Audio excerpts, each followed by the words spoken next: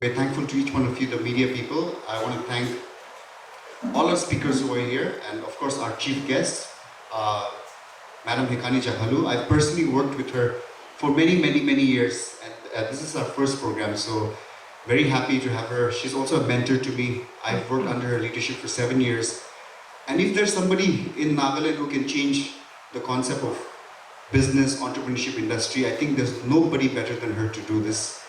Someone who's run an NGO for the last 15 years with, running 100 people organization, which is a lot. And I love the statement when you won the elections that you said that, it was not like in 1 year she won the elections. God had prepared her for 17 years to win that election. And that line really stayed with me.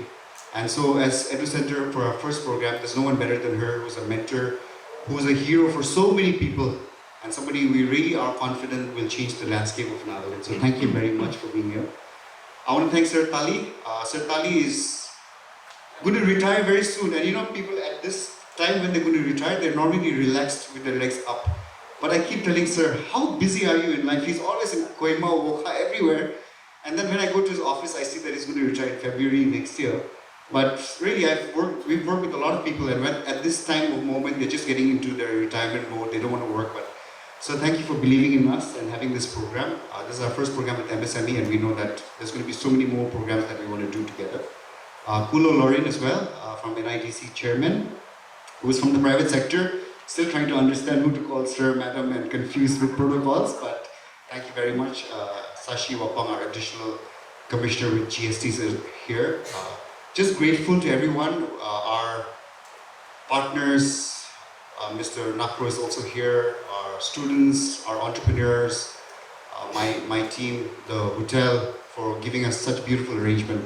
So we hope that today you'll have a great time, you will learn. We've got the right people sitting on the podium to talk a little bit about the Foothills Road, which is followed by panel discussions through the day. So with that, thank you very much and welcome to this program. Today we're having a seminar on industry, business and entrepreneurship. And the theme through Foothill Road development. What will be our future scope? So we have to think today, tomorrow we can be in the right track for that purpose. So the Indian MSME sector, a powerhouse of innovations and entrepreneurship, holds incredible potential with a staggering of 63 million micro, small, medium enterprise. It stands as the second largest employment generator in the country. Not only that, it contributes over 30% to the nation GDP and 40% export. And nearly a third of manufacturing output.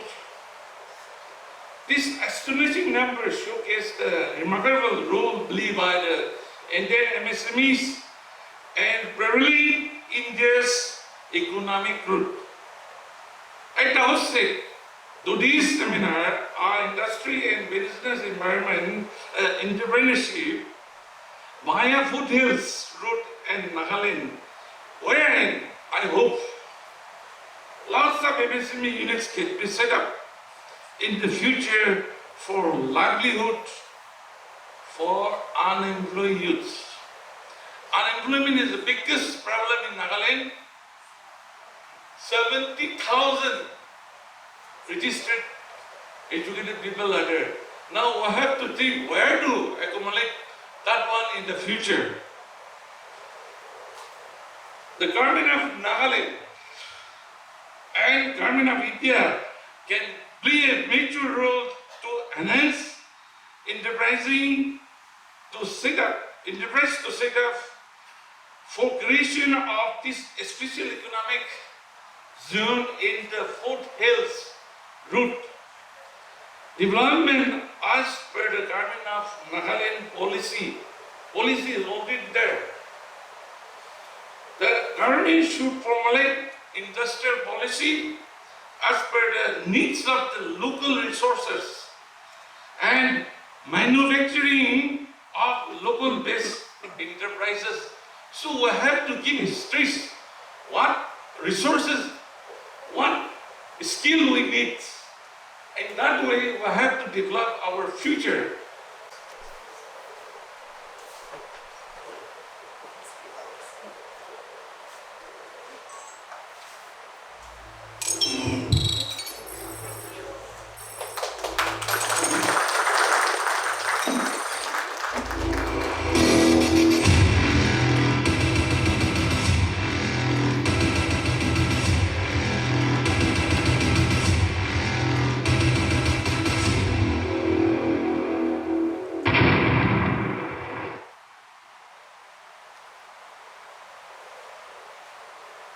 Leon Code Tech presents Give the Needy App. If you are a donor, enter your mobile number and click on OTP. You will receive an OTP on call or SMS. Enter the 5-digit OTP on this screen and log in. Enter your details and click Update. Now the admin will verify your details and approve if they are valid. After the admin approves, you can start donating from this screen. Receiver. Select your role, individual or organization or NGO, and continue. Enter your mobile number and click on OTP. You will receive an OTP on call or SMS. Enter the 5-digit OTP on this screen and log in. Enter your details and click Update. If you are an individual, you will be required to provide one of these IDs, Aadhaar or PAN card or driving license. Or if you are an organization or NGO, you will be required to provide your organization or NGO documents. After verification and validation of your documents, you will be welcomed to the homepage of Give the Needy. Now you can start requesting donations from the donations section as an individual.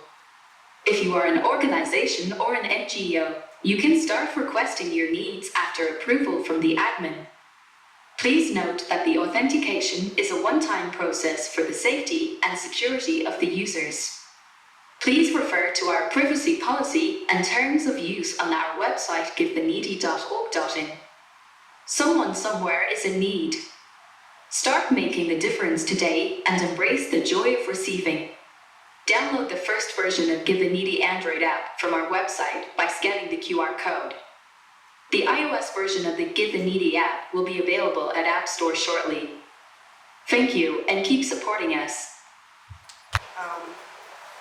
Like my friend and my brother Lezo Putre had already welcomed and also shared some of the experience that we have had together in the past.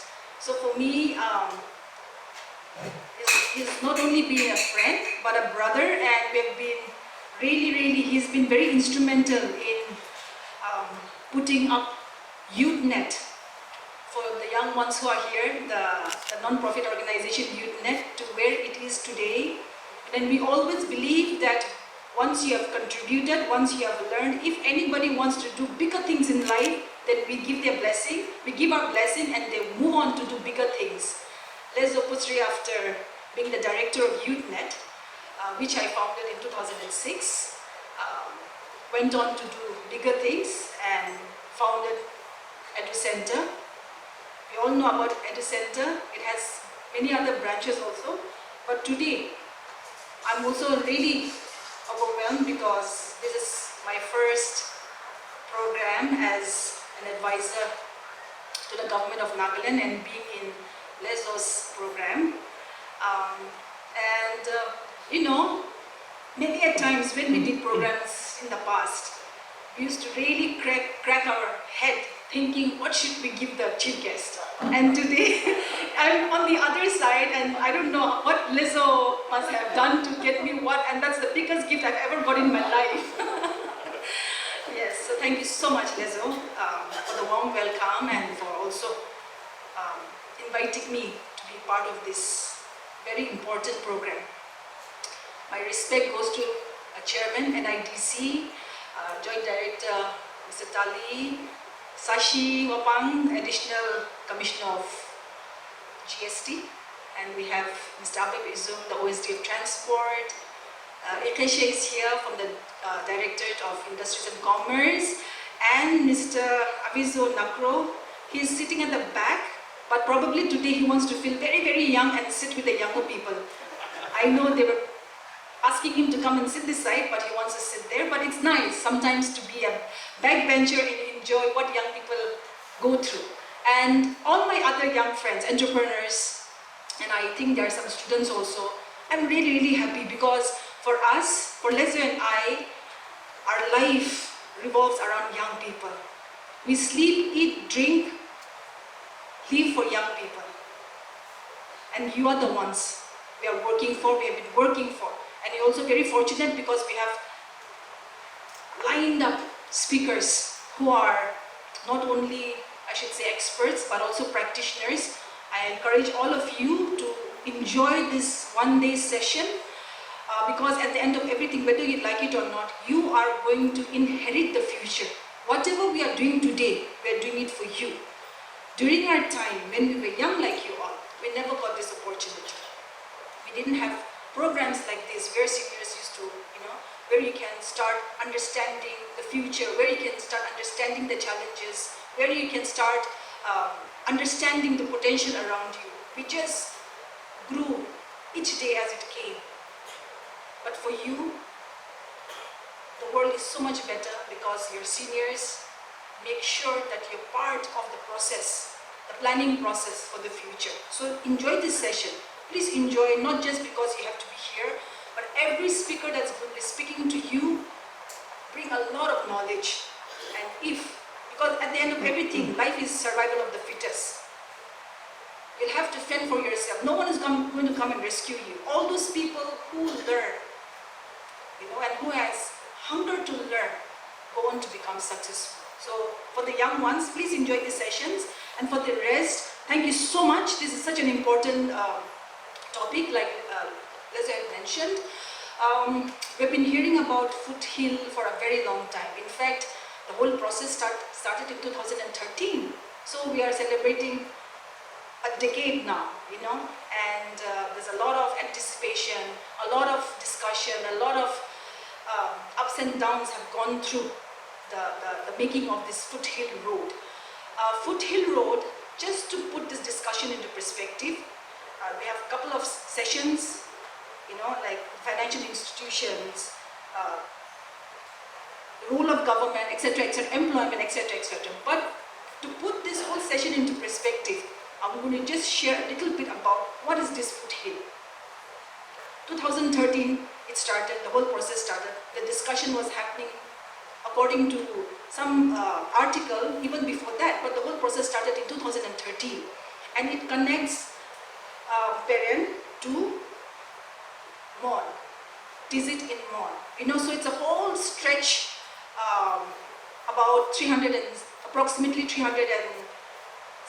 96 kilometers, also termed as lifeline of Nagaland. Very, very crucial road.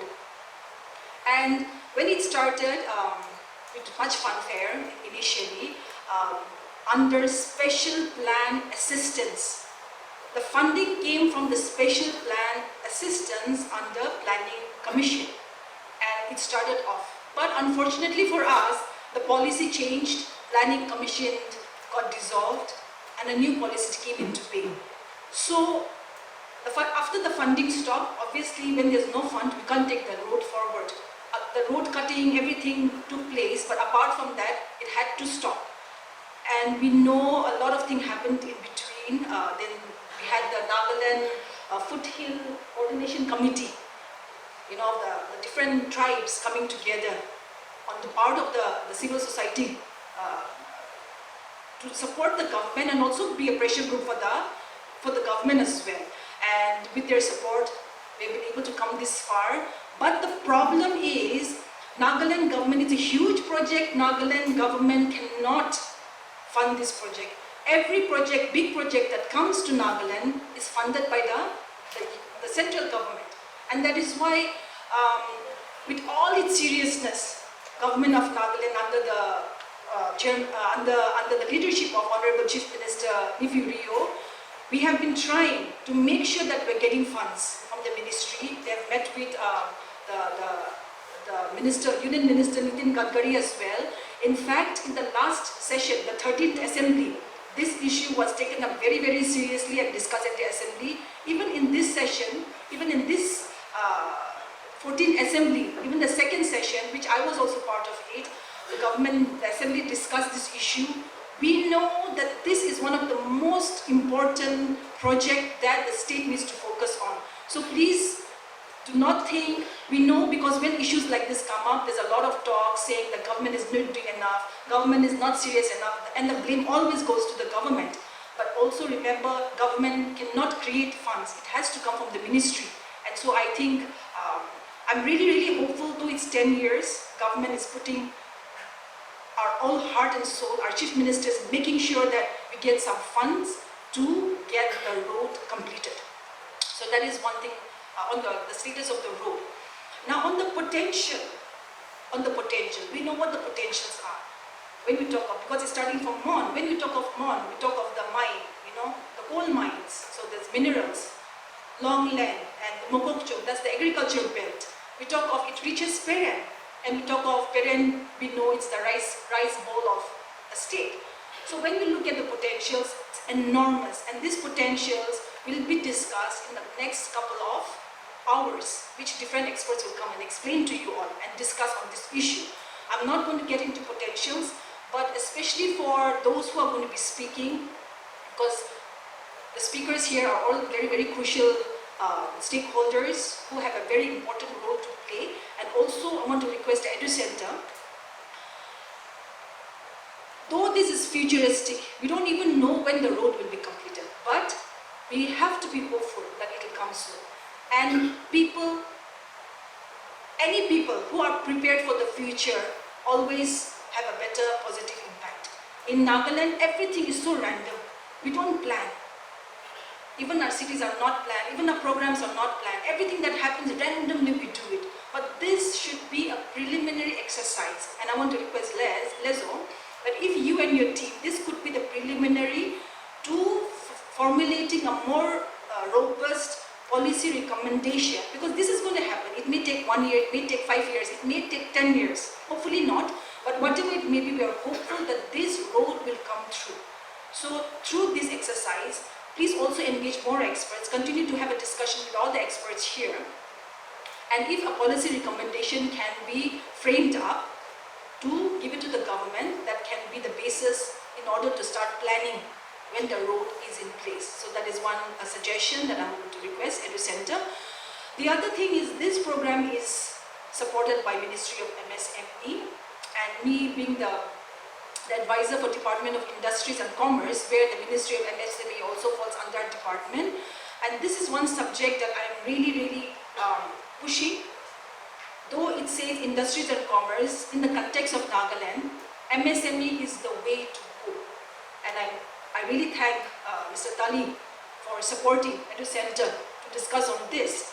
I keep saying that in the past, the government have tried to set up industries. We have heard of Tuli paper mill in the past, we have heard of sugar mill, we have heard of Tolvi mechanized brick, Wazeho cement. So it's not that the government has not tried setting up industries, but I say the time was not right at that point of time, and today it's all closed. Now to succeed in business, I keep saying this as a joke. I say it is easier to win an election in Nagaland than to succeed business. 17 years I've been doing a lot of things with young people. When I was part of YouthNet, we also tried getting into business. We continue to support young people to do business. Lezo Putre is here. And most of you, apart from the younger ones, are also doing business. And it's so difficult. It may be a small business, but it is difficult. Now to think of industry, setting up industry of multi-crore, it's not going to be easy. But if we get it right, when we are managing small and micro enterprises, that is an experience that will help you ready for 100 crore business, the industry that we are looking forward to.